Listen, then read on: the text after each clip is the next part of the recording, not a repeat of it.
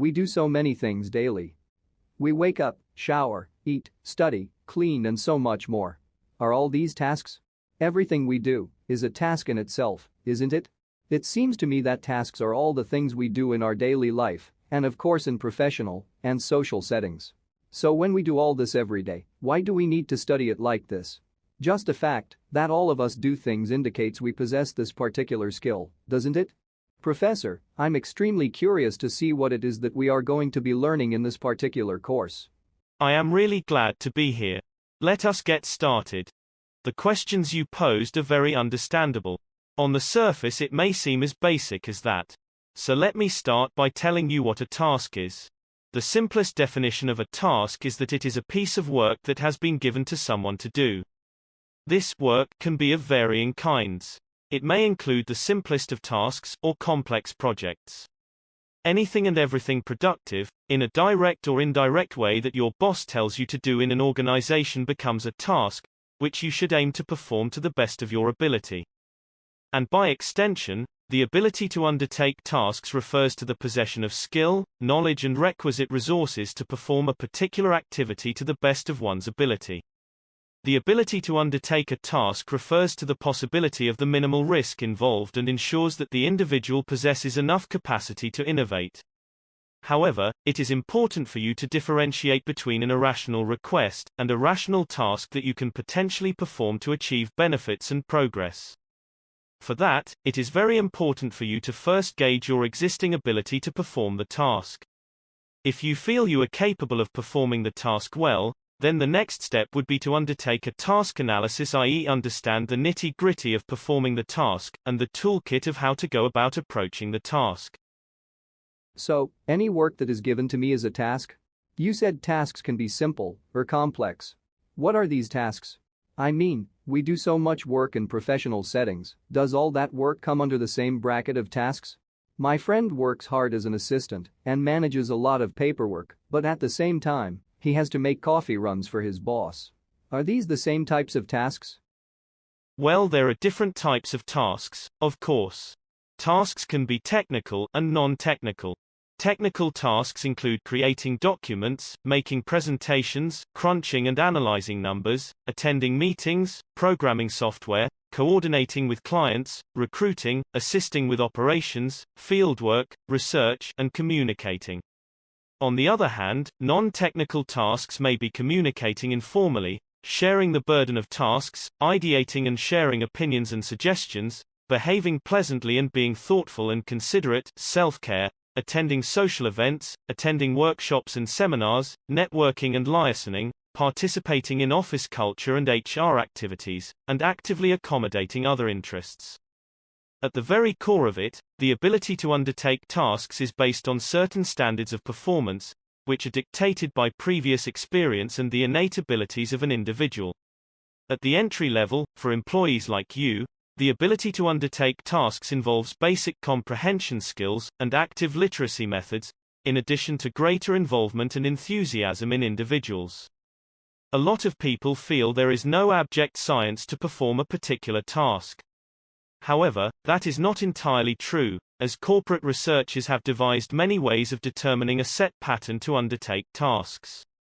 It is important to acknowledge this pattern, and then proceed to understand how tasks can be achieved using a set task analysis pattern and a subsequent application of subskills.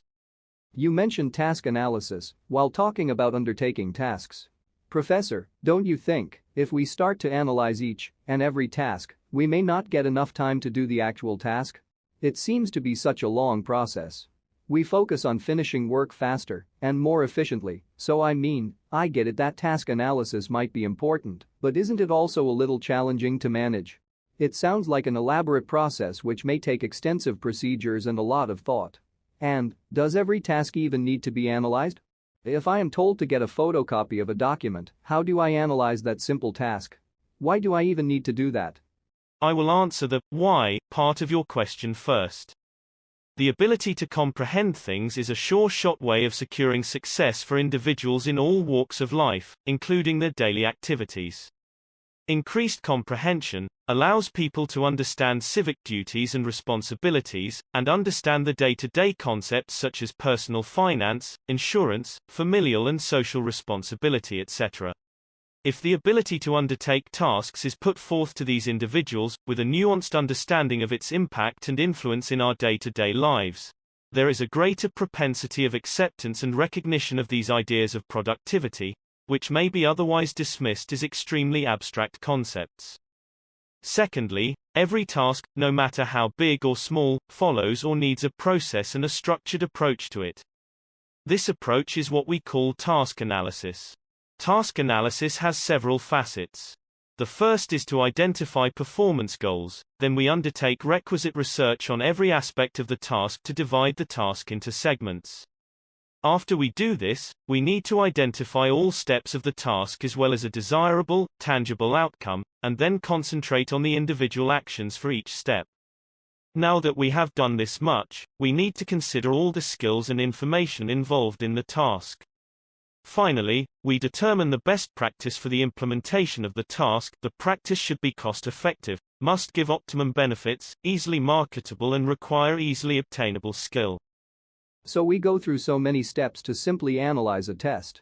These steps are easy to comprehend, Professor, but can you tell me how we can analyze a simple real-life task?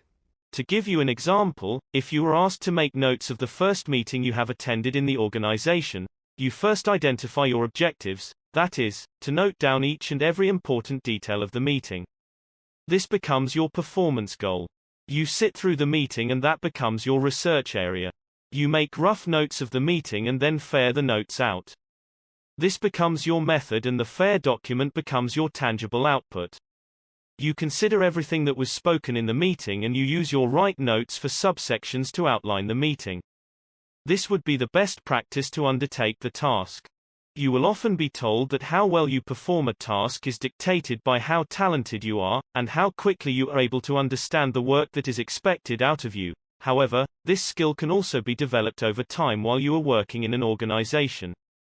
This can also be inculcated through prior knowledge and certain acknowledgements of one's personality. Task analysis may seem like a very theoretical and long-winded process. You should approach it as a way of thinking and inculcate the habit of running the process mentally whenever you can. I see now that task analysis is quite simple in terms of execution, given that we make it a daily practice. After so much talk about tasks and analyzing tasks, I believe the invigilator has some questions to ask. Thank you. I would like to see how well the audience has understood the material until this point. I have a couple of questions for you all to answer.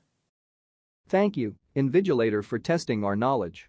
If you got this question right, you've been listening quite carefully. Let's move on to the next section.